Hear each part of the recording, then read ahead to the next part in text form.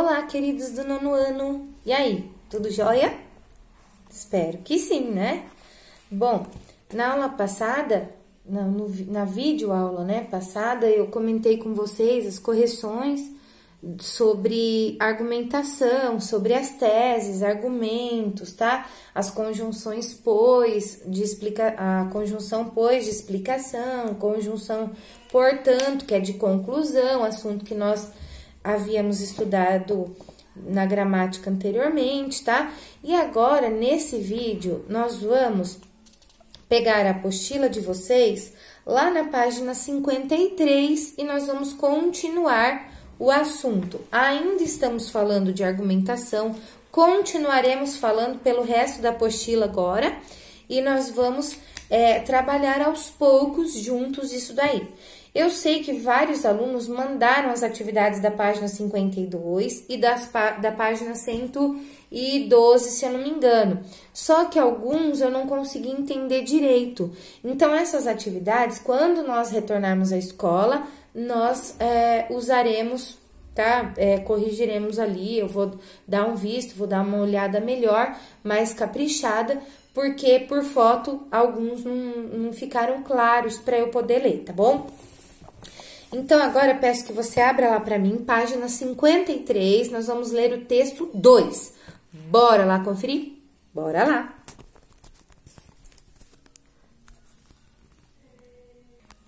Então, veja, seria esse título aí, Nascer no Cairo, Ser Fêmea de Cupim. Olha só, conhece o vocábulo escardinchar? Qual o feminino de cupim? Qual o antônimo de póstumo? Como se chama o natural do Cairo? O leitor que responder não sei a todas essas perguntas não passará provavelmente em nenhuma prova de português de nenhum concurso oficial. Mas, se isso pode servir de algum consolo à sua ignorância, receberá um abraço de felicitações deste modesto cronista, seu semelhante e seu irmão. Porque a verdade é que eu também não sei. Você dirá, meu caro professor de português, que eu não deveria confessar isso. Realmente, que é uma vergonha para mim, que vivo de escrever, não conhecer o meu instrumento de trabalho, que é uma língua. Que é a língua, aliás, né? Mas eu não vou falar isso, pode ficar tranquilo, tá bom, Rubem Braga? Não vou falar, não. Concordo, confesso que escrevo de palpite. Como outras pessoas tocam piano de ouvido. De vez em quando, um leitor culto se irrita comigo e me manda um recorte de crônica anotado, apontando erros de português.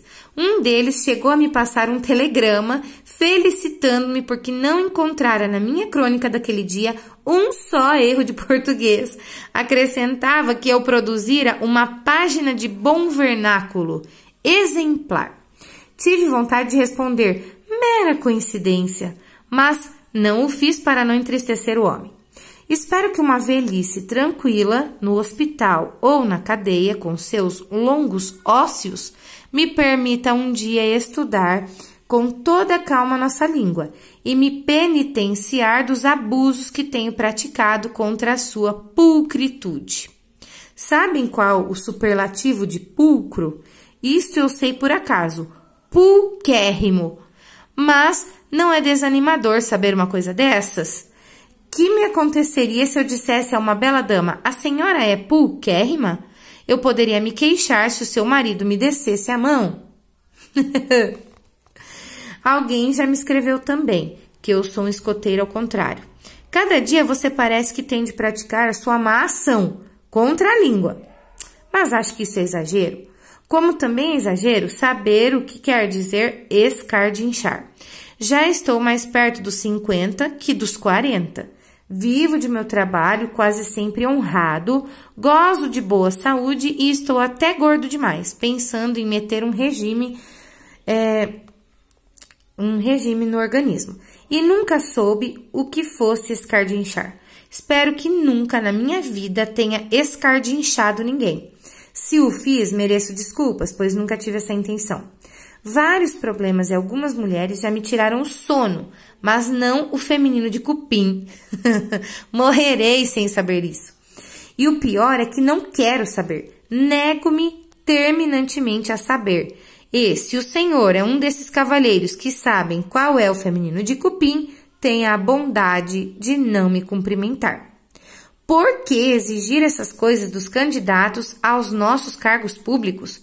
Por que fazer do estudo da língua portuguesa uma série de alçapões e adivinhas, como essas histórias que uma pessoa conta para pegar as outras? O habitante do Cairo pode ser cairense, cairel, caireta, cairota ou cairiri.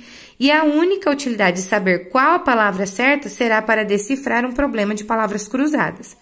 Vocês não acham que nossos funcionários públicos já gastam uma parte excessiva do expediente matando palavras cruzadas da última hora ou lendo o horóscopo e as histórias em quadrinhos de O Globo? Aí ofendeu, hein? No fundo, o que esse tipo de gramático deseja é tornar a língua portuguesa odiosa. Não alguma coisa através da qual as pessoas se entendam, mas um instrumento de suplício e de opressão que ele, gramático, aplica sobre nós, os ignaros. Mas a mim é que não me escardincham assim, sem mais nem menos. Não sou fêmea de cupim, nem antônimo do póstumo nenhum, e sou cachoeirense de Cachoeiro, honradamente, de Cachoeiro de Itapemirim. Rio, novembro, 1959. Tá aí a crônica do Rubem Braga. Vamos então agora para as questões. 2.1. Nem sempre num texto a tese é explícita, ela pode estar subentendida. Na crônica de Rubem Braga, qual é a tese implícita? Então, você vai escolher para mim entre as letras A, B, C ou D qual é a tese, tá? Aí no exercício 2.2, pergunta, assinale as alternativas que apresentam argumentos que sustentam a tese defendida pelo autor. Então, se você não conseguiu fazer a questão anterior, você também não vai conseguir fazer essa. Porque para você saber os argumentos, você precisa ter depreendido do texto a tese dele. A tese não está clara, gente, está implícita. Então, pense um pouquinho na tese e depois você pensa nesses argumentos para defendê-la, tá? Então, você pode escolher mais de uma alternativa aí também. Quer dizer, na 2.1 não, só uma. Na 2.2 você pode escolher mais de uma, tá? E depois na questão 2.3, pergunta, você sabe qual é o feminino de cupim? Como se denomina quem nasceu no Cairo? O significado de escardinchar? Se sabe, quantas vezes precisou fazer uso desses conhecimentos? E se não sabe, esses conhecimentos alguma vez lhe fizeram falta? Se precisar de algum conhecimento desse tipo, como poderá obtê-lo? E aí, é claro, você vai responder, né? Se você tiver curiosidade, mande para mim no próximo grupo. Aliás, se alguém tiver curiosidade, mande no grupo significado. Você pode procurar no dicionário online, por exemplo, ou no seu dicionário mesmo, em papel aí, tá? Aí, você tem um quadrinho, na página 55, falando sobre a argumentação a partir de valores pessoais, tá? Então, tá lá, ó, textos escritos em primeira pessoa, que são aqueles que usam eu, tá? Né, como o Rubem Braga fez na crônica dele, ele fez isso. Como crônicas argumentativas e artigos de opinião mais informais, tem como finalidade apresentar um ponto de vista pessoal para provocar a reflexão de outros sobre uma determinada questão. Então, assim, ó, o ponto de vista que ele tem, por exemplo, né, o Rubem Braga lá na crônica dele, é pessoal. Então, em textos de primeira pessoa, tá? Como artigos de opinião mais informais ou crônicas argumentativas, ele tem como finalidade, você vai grifar para mim, ó, finalidade, apresentar um ponto de vista pessoal para provocar a reflexão dos outros. A argumentação nesses textos, evidentemente partindo de inferências lógicas e exposta com objetividade, pode revelar valores pessoais do autor decorrentes de suas experiências particulares, tá? Não significa que por conta de ele dar a opinião dele, né, ele vai ser subjetivo, ele pode fazer isso, só que com objetividade, com base em fatos que realmente ele viveu. E então, com fatos que não dependem dos sentimentos dele, mas que realmente aconteceram, tá? Assim, os autores podem se basear, por exemplo, em seus conceitos morais, em sua religião ou em seus padrões estéticos. Então, isso é que vai envolver a pessoalidade do autor. E isso é possível porque o objetivo desses textos é mostrar um ponto de vista como válido, interessante. Enfim, uma tese capaz de influenciar outras pessoas a também defendê-la. Então, a opinião de que há algumas palavras totalmente desnecessárias de serem cobradas em vestibulares e concursos e tudo mais, essa é a opinião dele. E outras pessoas também podem julgar assim, né? Quando a finalidade do texto vai além de ganhar adeptos para uma ideia e envolve a defesa de uma tese que implica a vida de toda uma comunidade, a expectativa é que os valores que sustentam a argumentação sejam de aceitação geral. Então, que daí não seja mais pessoal, né? Por exemplo, imagine uma tese que implique uma mudança na educação em todo o país. Se no país há liberdade religiosa, pode uma mudança educacional ser defendida por valores adotados por uma religião em particular, né? Atenderia aos interesses de alunos de outras religiões e daqueles que não têm nenhuma crença religiosa? Se a Constituição determina que todos são iguais perante a lei, pode-se defender em uma organização uma norma que conceda direitos diferentes às pessoas em função de sexo, religião, etnia ou orientação de gênero? Ou seja, se a Constituição defende a igualdade, eu posso defender alguma coisa assim que se aplique às diferenças, gente, né? Para determinada função. Então, por exemplo, de sexo, de religião, de etnia, eu posso separar, eu posso tratar com diferença, né? Claro que não. Um dirigente, como todas as pessoas, tem suas preferências artísticas. Por acaso, se ele não gostar de um determinado gênero musical, é válido que defenda sua eliminação dos centros culturais da cidade? Claro que não, porque ele não pode pensar só nele. Espera-se, na defesa de uma tese que afete a vida de cidadãos de uma comunidade, a argumentação baseada nos direitos humanos, né? Nas leis, nos estudos científicos, na cultura do local, na ética e na moral amplamente aceita. Então, espera-se uma argumentação que atinja o interesse de todos e não uma pequena parcela, né? E aí, na atividade 2.4, você tem o uso do ponto e vírgula. E é só para você perceber esse uso aí. Aí não é um exercício aqui, nesse momento. É apenas para você perceber o uso do ponto e vírgula nessas sentenças aí de 1 a 5, tá bom? Agora, de acordo com o que você observou, né? De acordo com os usos que você observou na página anterior, você vai associar as duas colunas. Quando que eu uso vírgula, quando que eu uso ponto e vírgula e quando eu uso ponto final. Então, você tem a letra A, a letra B, a letra C, você vai relacionar aí as duas colunas, tá? A questão de baixo pergunta assim: examine atentamente as orações que são separadas por ponto e vírgula. Alguma delas já apresenta vírgula em seu interior? Então, volte lá, veja, né, analise e responda aí para mim, por favor. Depois, você vai ter aí o estudo do ponto e vírgula, né? O ponto e vírgula tem mais força que a vírgula e menos que o ponto final, ou seja, assinala uma pausa mais forte que a indicada pela primeira e menos acentuada que a marcada pelo segundo. Então, o ponto e vírgula é uma pausa um pouco maior do que a vírgula e menor que o ponto final. Fica aí intermediário, tá? Como norma básica, o ponto e vírgula é usado para separar orações coordenadas em determinadas situações. Examine o quadro para recordar as orações coordenadas. Então, nós já estudamos esses casos, já estudamos as orações, só que elas aparecem aí novamente para você recordar, tá? Quero que você grife para mim, por favor, isso aqui, ó. Como norma básica, ó, O ponto e vírgula é usado para separar orações coordenadas em determinadas situações. E vamos ver em que casos é que eu uso, gente. Então, assim, ó, num período, por exemplo, quando eu tenho já muita vírgula, é aconselhado que eu use um ponto e vírgula para diminuir o exagero de vírgulas. E nos casos das orações coordenadas, vamos ver como isso acontece. Olha, orações coordenadas. Quais são essas orações? São aquelas que não funcionam como termos de outras. Ou seja, são aquelas que são independentes, cada uma tem a sua parte. Ela não vai exercer a função de sujeito da outra, de objeto direto da outra, não.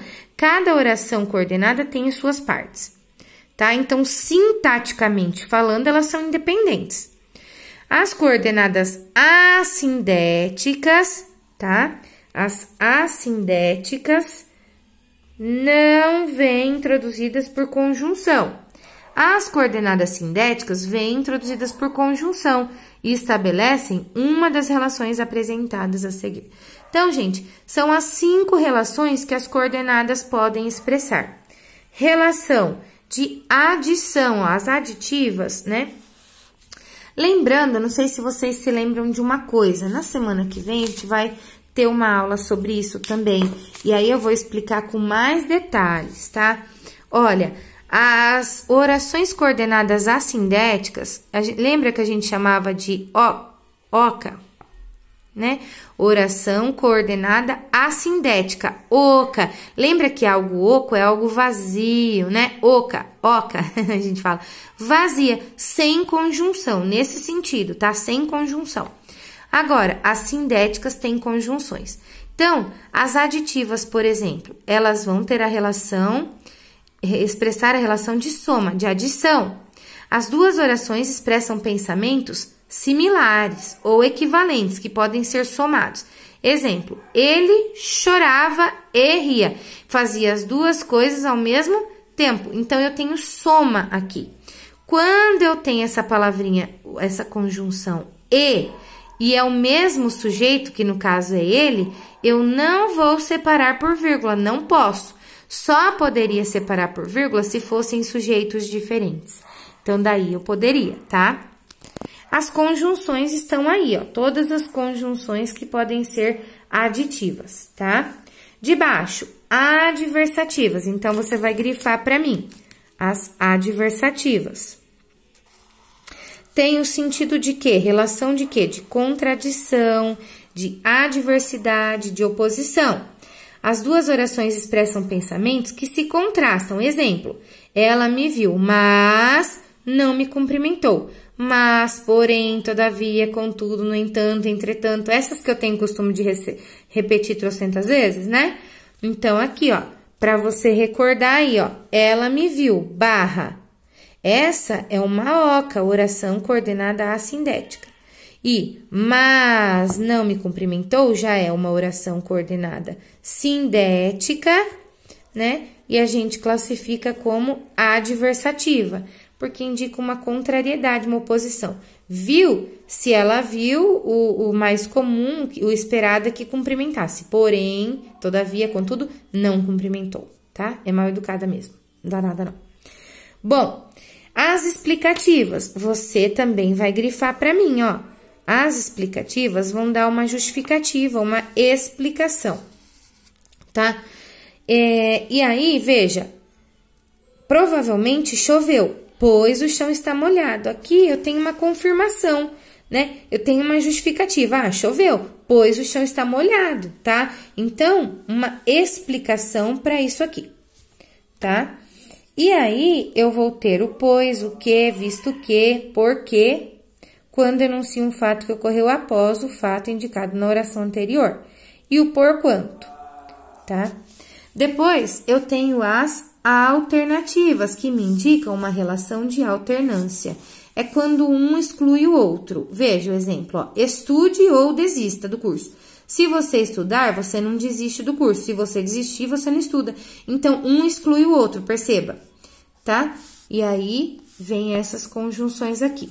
E as conclusivas, que indicam conclusão, tá? Por exemplo, ela me procurou, portanto, não está zangada. A conclusão que eu tiro, por ela ter me procurado, é que não está zangada, senão não procuraria. E eu tenho essas conjunções aqui. Eu tenho que lembrar, sim, que esse pois pode ser usado como conclusivo apenas depois do verbo, entre vírgulas. Eu não posso usá-lo como na explicativa, que funciona diferente, tá?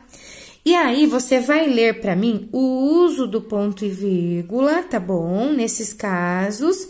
E no exercício de baixo, você vai colocar vírgula, né? Aliás, desculpa, você vai colocar ponto e vírgula onde for necessário. Se houver alguma dúvida, a gente vai conversar ainda sobre isso. Aliás, mesmo que não haja, nós vamos conversar sobre isso, tá? Depois, você tem aí sobre regência verbal na página 58, outra partezinha sobre regência, né? Que vai tratar do verbo responder.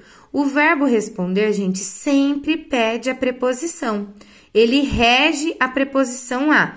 Respondeu à questão, aos chamados, ao professor, etc. Então, é sempre VTI, tá? Sempre regido da preposição a. Aliás, sempre rege a preposição a. Agora, eu quero que você realize para mim também a tarefa 14, que é sobre regência. Olha, e é lá da página 113, só essa página de tarefa. Por favor, façam com carinho, com atenção, e aí nós tiraremos as dúvidas se vocês tiverem, tá bom? Um grande beijo, fiquem com Deus e até a próxima. Tchau, tchau!